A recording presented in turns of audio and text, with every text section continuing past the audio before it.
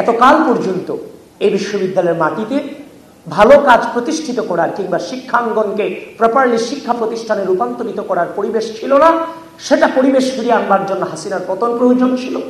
আমরা দীর্ঘ সংগ্রাম লড়াইয়ের মধ্য দিয়ে ফ্যাসিস্ট হাসিনাকে সম্মিলিতভাবে এই রাষ্ট্র থেকে উৎখাত করতে পেরেছি। এই দীর্ঘ সময় ধরে দেখেন আমরা রাজপথে ছিলাম। 5 আগস্ট পূর্ববর্তী সময়ে সে সাধারণ শিক্ষার্থীদের সাথে আমরা মিশতে পারিনি ফ্যাসিস্ট হাসিনার কারণে, এবং 5 আগস্ট পরবর্তী সময়ে একটা অদৃশ্য শক্তি রাজনীতির বিরুদ্ধে রাজনীতি করে আমাদেরকে সাধারণ শিক্ষার্থীদের কাছ থেকে দূরে রাখার অপচেষ্টা চালিয়েছিল।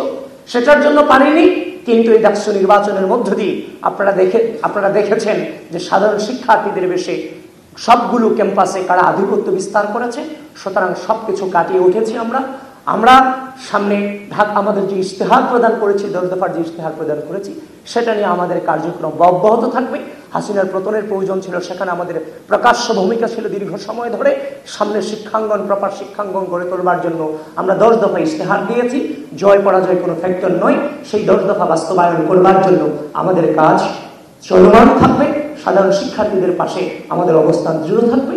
এবং যারা উপস্থিত এখানে আছেন, আপনাদের সকলের প্রতি আমি অত্যন্ত করজোড়ে নিবেদন করে যাই যে আমাদের সামনের পথ চলা সত্যিকার অর্থে অনেক ডিফিকাল্ট।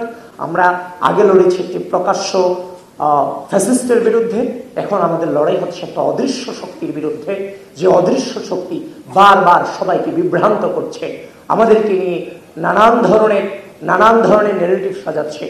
সবকিছু মিলিয়ে আমি আপনাদের কাছে অনুরোধ রেখে যাই, আপনারা যেমনভাবে এই যাবৎকালে এই রাষ্ট্রের সার্বভৌমত্ব, বাংলাদেশের স্বাধীনতা, এই বাংলাদেশ জাতীয়তাবাদী ছাত্র দলের রক্ত এবং সাহসের উপরে টিকে ছিল, ঠিক একইভাবে পরিস্থিতি পরিবর্তন হয়েছে।